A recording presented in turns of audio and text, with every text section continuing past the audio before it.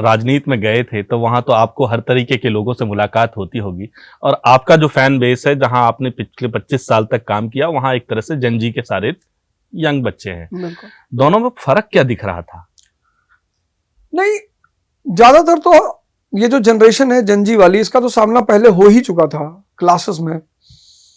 Gen Z एक बहुत ही mentally smart generation है।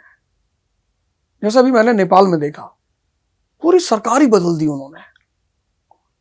सरकार बदली तो बदली, जो उनका प्रधानमंत्री बना, उस प्रधानमंत्री ने बालेन शाह, मतलब आते ही जो काम उस आदमी ने शुरू किए हैं, मुझे लगता है कि जनजी की ये एस्पिरेशंस हैं।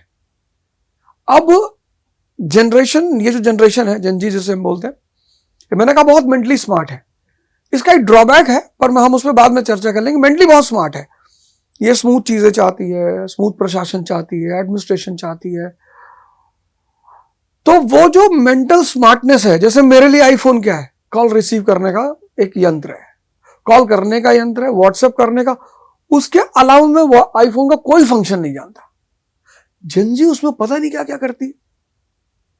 तो बहुत बहुत फर्क है। मतलब वो जो लड़के थे जो ट्रेडिशनल तैयारी करते थे, आते थे 4 साल 5 साल का टारगेट लेकर आते थे, जनजी के पास 5 साल का टारगेट नहीं है, वो 1 साल का टारगेट है, जल्दी में है, फाइनेंशियल इंडिपेंडेंस चाहती है, सोशल आजादी चाहती है।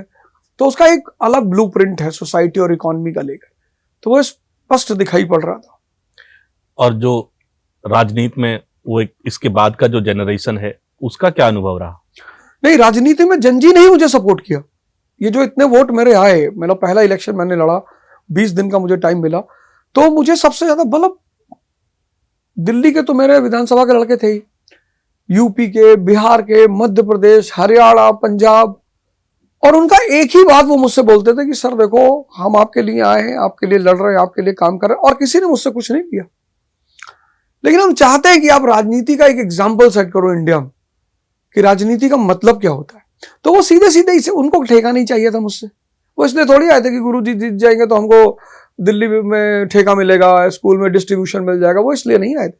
वो आए थे एकदम क्लियर कॉन्सेप्ट को लेकर कि अगर आप अदोझा चुनाव जीतते हैं तो शायद राजनीति में एक नया एग्जाम्पल वो सेट करेंगे कि कैसे राजनीति विकास के मार्ग को बढ़ा सकती है।